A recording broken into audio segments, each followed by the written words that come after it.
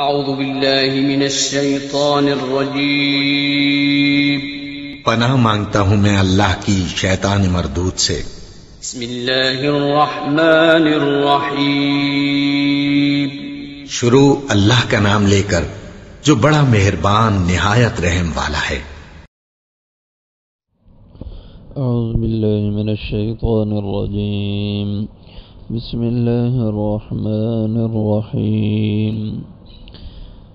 إن الصفا والمروة من شعائر الله فمن حج البيت أو اعتمر فلا جناح عليه أن يطوف بهما ومن تطوع خيرا فإن الله شاكر عليم. إن الذين يكتمون ما أنزلنا من البينات والهدى من بعد ما بيناه للناس في الكتاب أولئك يلعنهم الله ويلعنهم اللاعنون إلا الذين تابوا وأصلحوا وبينوا فأولئك أتوب عليهم وأنا التواب الرحيم. إن الذين كفروا وماتوا وهم كفار أولئك عليهم لعنة الله والملائكة والناس أجمعين خالدين فيها لا يخفف عنهم العذاب ولا هم ينظرون. وإلهكم إله واحد لا إله إلا هو الرحمن الرحيم.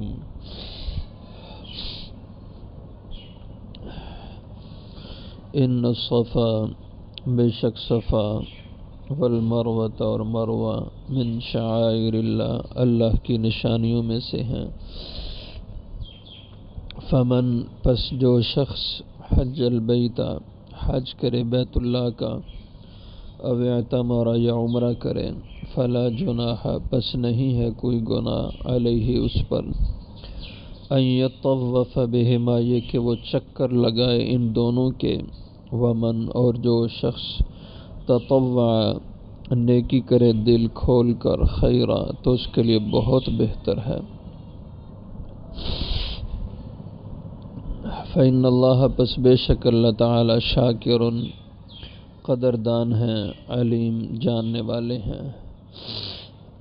ان الذین بے شک جو لوگ یکتمون چھپاتے ہیں ما اس کو انزلنا جو ہم نے اتارا من البینات واضح دلائل والہدى اور ہدایت کی باتیں من بعد اس کے ما بیناہ کہ ہم نے ان کو بیان کر دیا ہے للناس لوگوں کے لیے فی الکتاب کتاب میں اولئک یہی لوگ ہیں یلعنہم اللہ لعنت ہے ان پر اللہ کی ویلعنہم اللاعنون اور لعنت کرتے ہیں ان پر لعنت کرنے والے الا الذین تابوا مگر جو لوگ کہ انہوں نے توبہ کر لی واصلحوا اور اپنی اصلاح کر لی وبینوا اور انہوں نے بیان بھی کیا فاولئک پس یہی لوگ ہیں اتوب علیہم کہ میں ان پر توجہ کرتا ہوں وانا اور میں التواب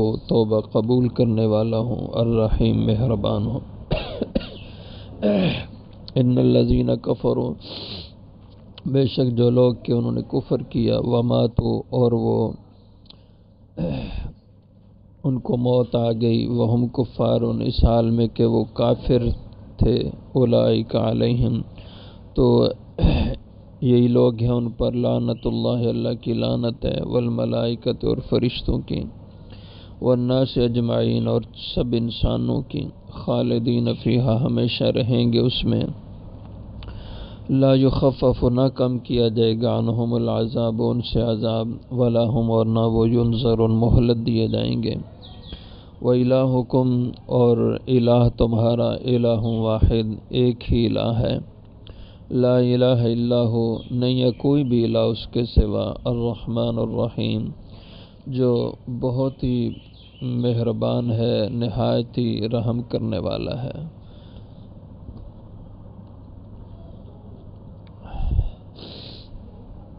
گزشتہ آیات میں پہلے پارے کے اخیر میں حضرت ابراہیم علیہ السلام کی دعاؤں میں اس دعا کا ذکر تھا کہ وارنا مناسکنا، اے اللہ ہمیں حج کے اعمال سکھا دے۔ تو اسی ضمن میں اللہ تعالیٰ نے یہاں حج کے مسئلہ کو بیان فرمایا۔ صفا اور مروہ یہ دو پہاڑیاں ہیں بیت اللہ شریف کے ساتھ، اور یہ پہلے بلند ہوتی تھیں، اب یہ حکومت نے ضرورت کے تحت ان کو ہموار کر دیا۔ صفا پھر بھی قدرے اونچائی میں اور مروہ کافی زمین کے برابر کر دی گئی ہے، اور ان دونوں کے درمیان 7 چکر لگائے جاتے ہیں جس کا نام سعی ہوتا ہے۔ یہ حج میں بھی ہوتا ہے اور عمرے میں بھی یہ سعی کی جاتی ہے، اور یہی دو پہاڑیاں ہیں جن کے بیچ میں حضرت ہاجرہ جب آپ کے بیٹے اسماعیل علیہ السلام پانی کے لیے تڑپ رہے تھے تو حضرت ہاجرہ ان دونوں پہ کبھی اس طرف صفا پہ آتی، کبھی اس طرف مروہ پہ آتی، تو انہیں کی اس دوڑ دھوپ اور کو یادگار کے طور پر اللہ نے محفوظ کر کے حاجیوں کو بھی اس کا پابند کر دیا، عمرہ کرنے والوں کو بھی، اور ان کو عبادت کا حصہ بنا دیا۔ اس لیے فرمایا ان الصفا والمروہ، بے شک صفا اور مروہ دونوں پہاڑیاں من شعائر اللہ، یہ اللہ کی نشانیوں میں سے۔ شعائر شعیرہ کی جمع ہے جس کے معنی علامت اور نشانی کے ہوتے ہیں۔ قرآن کریم میں یہ شعائر اللہ کا لفظ اور بھی جگہوں پہ استعمال ہوا ہے۔ حضرت شاہ ولی اللہ محدث دہلوی رحمہ اللہ نے شاعر اللہ کی ایک فہرست بنائی ہے، اور ان میں سب سے پہلے رکھا شاعر اللہ میں سے یہ قرآن بھی شاعر اللہ میں سے ہے، حضور صلی اللہ علیہ وسلم کی ذات اقدس بھی شاعر اللہ میں سے ہے، کعبۃ اللہ بھی شاعر اللہ میں سے ہے، نماز، اذان اور اسی طرح قربانی کا جانور، یہ سب شاعر اللہ میں سے ہے۔ اور سورۃ الحج میں اللہ جل شانہ نے فرمایا ذالک ومن یعظم شعائر اللہ فانہا من تقوی القلوب، شعائر اللہ کی تعظیم، ان کا احترام یہ دلوں کے تقوی کی علامت ہے۔ تو فرمایا صفا اور مروہ یہ شعائر اللہ میں سے ہے۔ فمن حج البیت، پس جو شخص حج کرے بیت اللہ کا، او اعتمر یا عمرہ کرے۔ حج کے لغوی معنی ہوتے ہیں قصد، ارادہ اور نیت کرنا، اور اصطلاح شریعت میں حج اس عمل کو کہا جاتا ہے کہ حج نام ہے ان مخصوص اعمال کا جو خاص جگہوں پہ خاص دنوں میں ادا کیے جاتے ہیں، ان اعمال کا نام حج ہے۔ مثلا منا کا قیام، عرفات کا وقوف، مزدلفہ کا وقوف، اور رمی جمرات اور بیت اللہ کا طواف، سعی صفا مروہ کی، یہ مخصوص اعمال ہیں اور مخصوص جگہ ہیں ان کے ادا کرنے کی۔ بیت اللہ ہے، صفا مروہ ہے، منا کا میدان ہے، عرفات کا میدان ہے، مزدلفہ کا میدان ہے، مخصوص دن ہیں۔ اور ایام حج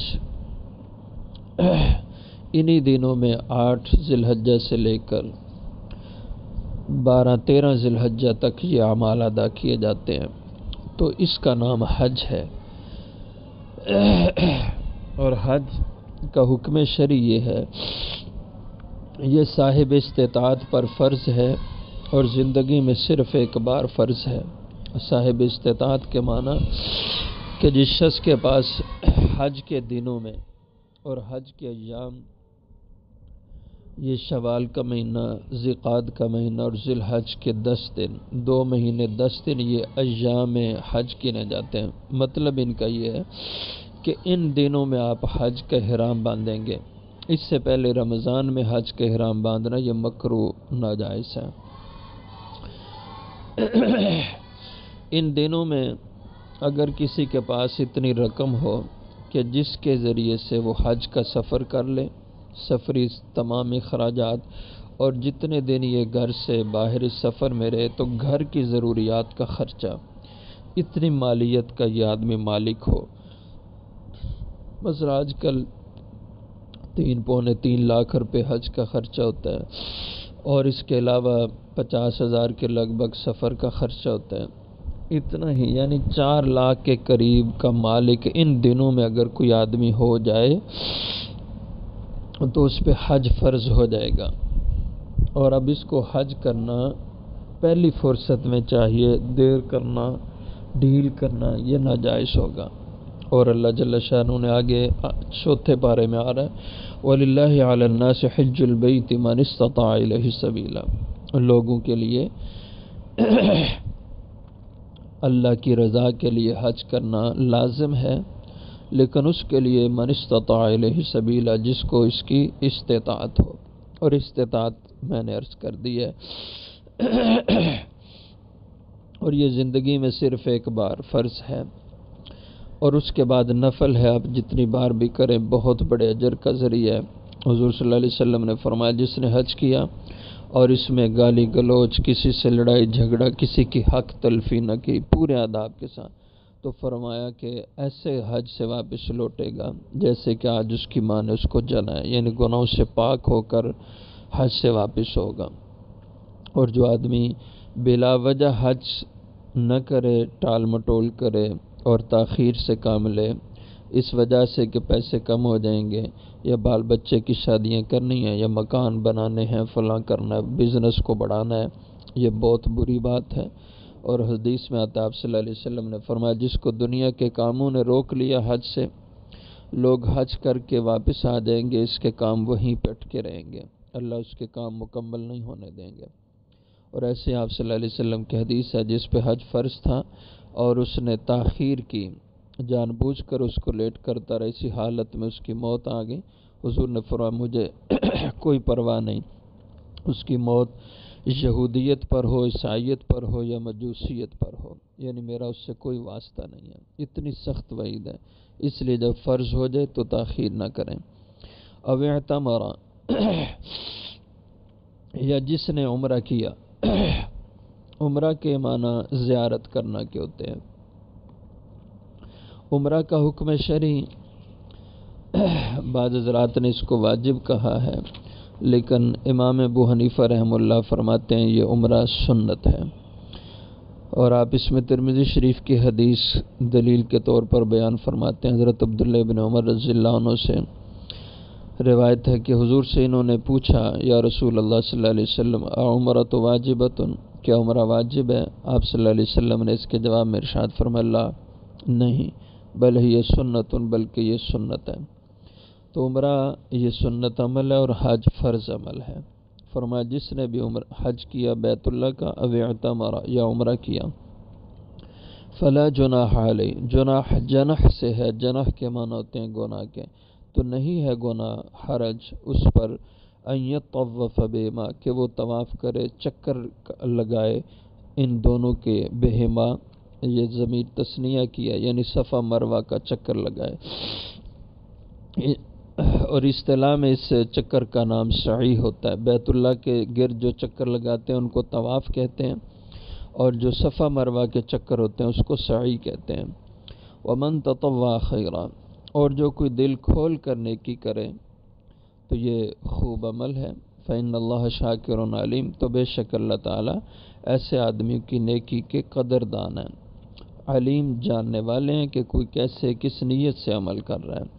عمل اخلاص سے، اللہ کی رضا کے جذبے سے ہونا چاہیے، تو وہ عمل اللہ کے ہاں قابل قدر ہوتا ہے۔ جو عمل ریا دکھلاوے کا ہو، اللہ کے ہاں اس کی کوئی قدر منزلت نہیں۔ ان الذین یکتمون، آگے فرمایا کہ جو حق بات تمہیں معلوم ہو اس کو چھپاؤ نہیں، اس کو بیان کرو۔ جو چھپانے والے ہوتے ہیں حق کو، وہ بہت ہی زیادہ اللہ کے ہاں مبغوض لوگ ہیں۔ بے شک جو لوگ یکتمون چھپاتے ہیں ما انزلنا، اس چیز کو جس کو ہم نے اتارا، من البینات، وہ چیز واضح دلائل حق کے، والہدا اور ہدایت کی باتیں، ان کو جو چھپاتا ہے، من بعد ما بینا، بعد اس کے کہ ہم نے ان چیزوں کو کھول کر کے بیان کر دیا ہے، للناس لوگوں کے لیے، فی الکتاب اپنی اس کتاب میں۔ پہلی کتابوں کے مضامین ہوں یا اس قرآن کریم کے مضامین ہوں تو ان کو چھپانا نہیں چاہیے۔ جیسے پہلی کتابوں کے لوگ حاملین یہود و نصارہ اپنی کتابوں کے مضامین کو چھپا جاتے تھے تو خدا کی لعنت کے حقدار ٹھہرے۔ اسی طرح قرآن کریم کے جو مضامین ہیں جن کا تعلق عقیدے سے ہو یا عبادت سے ہو یا احکام و مسائل سے ہو، ان کو کھول کے واضح طور پر بیان کرنا چاہیے۔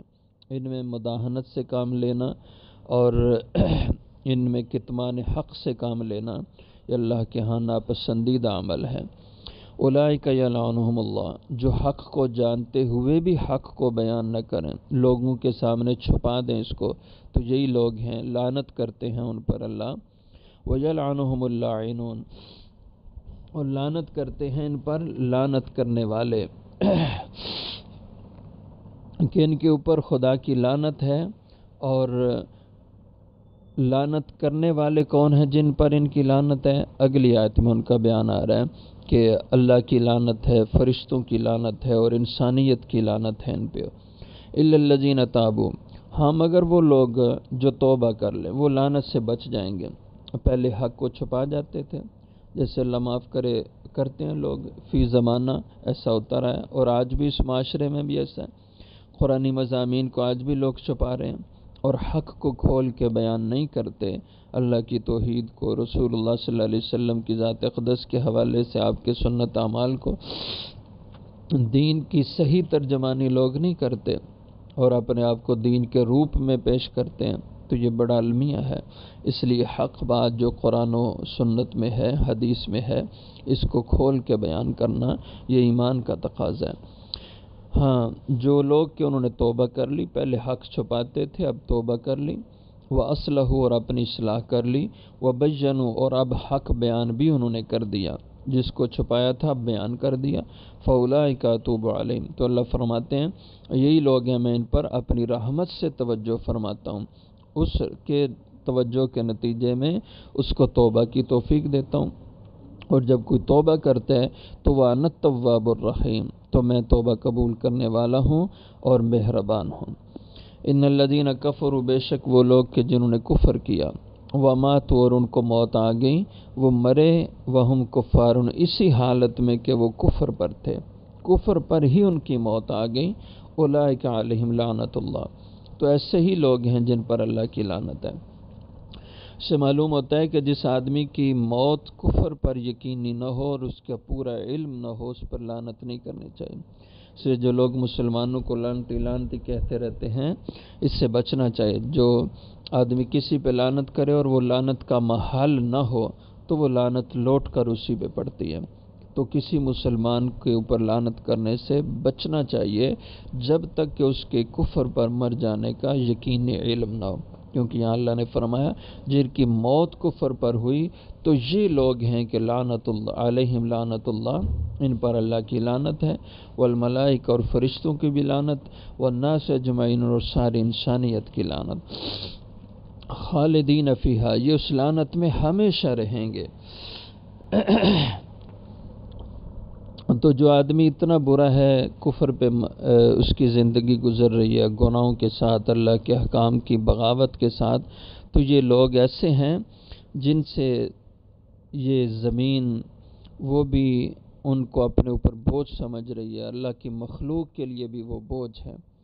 جیسے ایک حدیث میں آتا ہے کہ ایک جنازہ جا رہا تھا، اس کو جب دیکھا تو آپ صلی اللہ علیہ وسلم نے ارشاد فرمایا مستریح و مستراح منہ، کہ یہ آرام پانے والا ہے یا اس سے لوگوں کو آرام مل گیا ہے۔ تو آپ سے پوچھا گیا مستریح سے کیا مراد ہے؟